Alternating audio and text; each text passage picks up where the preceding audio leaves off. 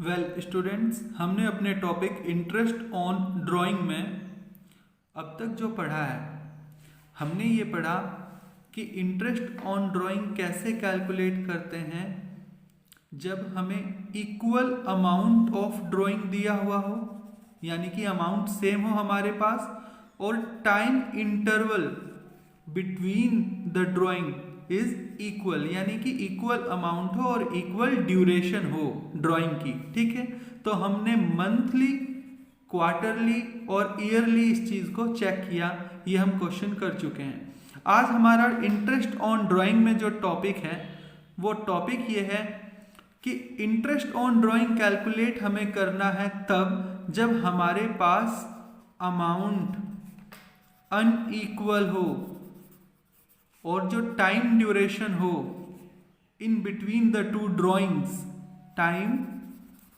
Duration हो in between the two drawings. ये पहली ड्राइंग है, ये इससे नेक्स्ट ड्राइंग है, इसके बीच का जो टाइम है वो हर ड्राइंग के बीच का टाइम भी अनइक्वल हो, यानी कि इस बार हमारे पास टॉपिक आएगा अनइक्वल अमाउंट और अनइक्वल इररेगुलर इंटरवल। ठीक है, तो इसी टॉपिक को समझने के लिए इंटरेस्ट ऑन ड्राइंग को आज हम एक क्वेश्चन लेते हैं। क्वेश्चन है हमारा, compute interest on drawing at 12%। ये इंटरेस्ट ऑन ड्राइंग की रेट है for the year end 2016 when year end on 31 December, यानी कि ईयर कब खत्म हो रहा है, ईयर खत्म हो रहा है 31 दिसंबर को। हमारा ईयर कब से मानेंगे हम, 1 January to 31 December of the following amount. तो ये देखिए स्टूडेंट्स, हमने पहले ड्राइंग की है Feb 1 को, सेकंड ड्राइंग की है अप्रैल 30 को, देन जून 1 को, यानी कि जो ड्यूरेशन है वो इररेगुलर है। ठीक है, और अमाउंट भी हमारा अनइक्वल है। ये हमें क्वेश्चन गिवन है और इस क्वेश्चन का सॉल्यूशन हमें दो तरीके से करना है। जब भी कभी हमारे पास अनइक्वल अमाउंट और इररेगुलर ड्यूरेशन होती है तो दो मेथड होते हैं हमारे पास। एक मेथड होता है हमारे पास सिंपल मेथड और दूसरा मेथड होता है हमारे पास प्रोडक्ट मेथड। तो इस क्वेश्चन को एक बार और समझो और इस क्वेश्चन का अब हम सॉल्यूशन करते हैं विद सिंपल मेथड। वेल देखिए, जब भी कभी हमें इंटरेस्ट ऑन ड्राइंग का क्वेश्चन सोल्व करना हो विद सिंपल मेथड और प्रोडक्ट मेथड तो हमें एक टेबल बनानी पड़ती है। First we have to prepare a table. तो इस टेबल में हमें सबसे पहले क्या लिखना है, सबसे पहले लिखना है डेट ऑफ ड्राइंग। ये 2016 की डेट्स हैं। कौन कौन सी डेट हैं, Feb 1, अप्रैल 30, जून 1। जैसे क्वेश्चन में दिया हुआ है वैसे के वैसे ये सारी डेट्स यहाँ पर आप उतार दीजिए। नेक्स्ट अमाउंट है हमारे पास अमाउंट, नेक्स्ट कॉलम है हमारे पास अमाउंट की। तो Feb 1 को हमने कितना अमाउंट निकाला था, 3000। तो ये 3000 हमें लिखना है Feb 1 3000। इसी तरह से अप्रैल 30 को हमने निकाला 4000, तो हमने यहाँ पे कितना लिखा 4000 और सेम ये दोनों कॉलम हमने यहाँ पर लिख लिए हैं। क्वेश्चन से हमें इतनी डिटेल मिलनी है, तो अब आगे चेक करते हैं। देखिए, डेट ऑफ ड्राइंग है हमारे पास और अमाउंट है। चलिए अब क्वेश्चन समझते हैं। Feb 1 को हमने कितने रुपए निकाले थे, Feb 1 को हमने ड्राइंग की थी 3000 रुपीज की। अब मुझे ये बताइए हमारा जो ईयर है, हमारा ईयर कब है, हमारा ईयर है 1 जनवरी से 31 दिसंबर। ठीक है, तो Feb 1 के बाद हमारे पास कितने मंथ्स या कितना टाइम बचता है। अगर हम Feb 1 को ड्राइंग करते हैं तो हमारे पास जो मंथ्स रिमेनिंग है वो है 11। अगर हम अप्रैल 30 को ड्राइंग करते हैं तो हमारे पास मंथ्स कितने बचे हुए होंगे। अप्रैल 30 को ड्राइंग करने के बाद हमारे पास जो मंथ्स बचते हैं वो मंथ्स हैं हमारे पास 8।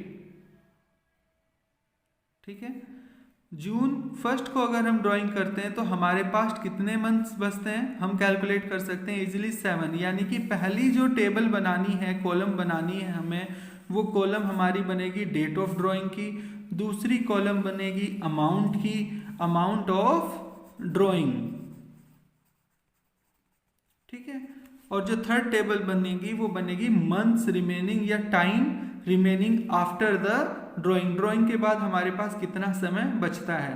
ठीक है, अब हमें निकालना है इंटरेस्ट। इंटरेस्ट की रेट क्वेश्चन में हमें गिवन है 12%। ठीक है, तो इसी अमाउंट पे हमें सिंपल इंटरेस्ट निकालना है। देखिए इंटरेस्ट का फॉर्मूला हमें पता है। इंटरेस्ट का क्या फॉर्मूला है? इंटरेस्ट का फॉर्मूला है ड्राइंग का amount into R upon 100 into time duration upon 12, क्योंकि मंथ्स में है ये बात।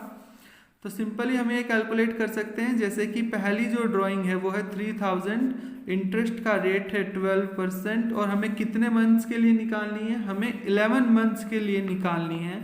11/12 अगर हम इसको कैलकुलेट करते हैं बड़ी इजी तरीके से तो हमारा आंसर आएगा 330। और इसी तरह से हमने सारे कैलकुलेशन कर लिए हैं हर एक अमाउंट का, हर एक रिमेनिंग टाइम ड्यूरेशन के लिए।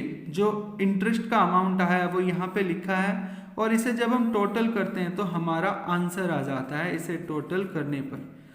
तो सिंपल मेथड बहुत ही सिंपल है, यानी कि जितने ड्यूरेशन के लिए हमने ड्राइंग करी है उतने ड्यूरेशन का उतने ही अमाउंट पर इंटरेस्ट निकालना है। यह है हमारा सिंपल मेथड। बस यह है कि सबका अलग अलग निकालना है, इसमें हमें इतनी सी कोशिश करनी है। नेक्स्ट मेथड है हमारे पास प्रोडक्ट मेथड। और प्रोडक्ट का सिंपल मतलब क्या होता है? मैथ में प्रोडक्ट का सिंपल मतलब होता है मल्टीप्लाई, यानी कि इस मेथड में भी हमें कुछ मल्टीप्लाई करना होगा। टेबल वही बनानी है जैसे हमने पिछले सिंपल मेथड में बनाई थी। सिंपल मेथड की हमारे पास टेबल थी date of drawing, amount of drawing and months remaining.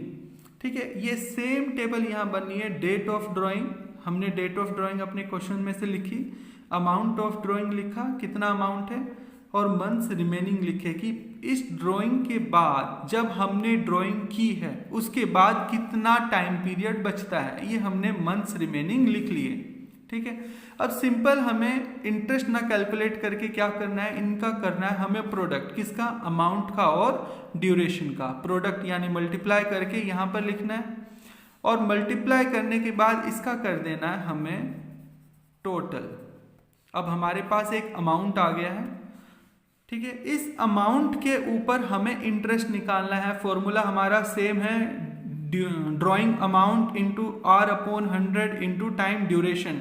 अब बात जो ध्यान देने की है वो ये है कि जब टाइम ड्यूरेशन का पूछा जाए तो हमेशा ये ध्यान रखना, कभी भी जब प्रोडक्ट मेथड होगा, in product method we have to calculate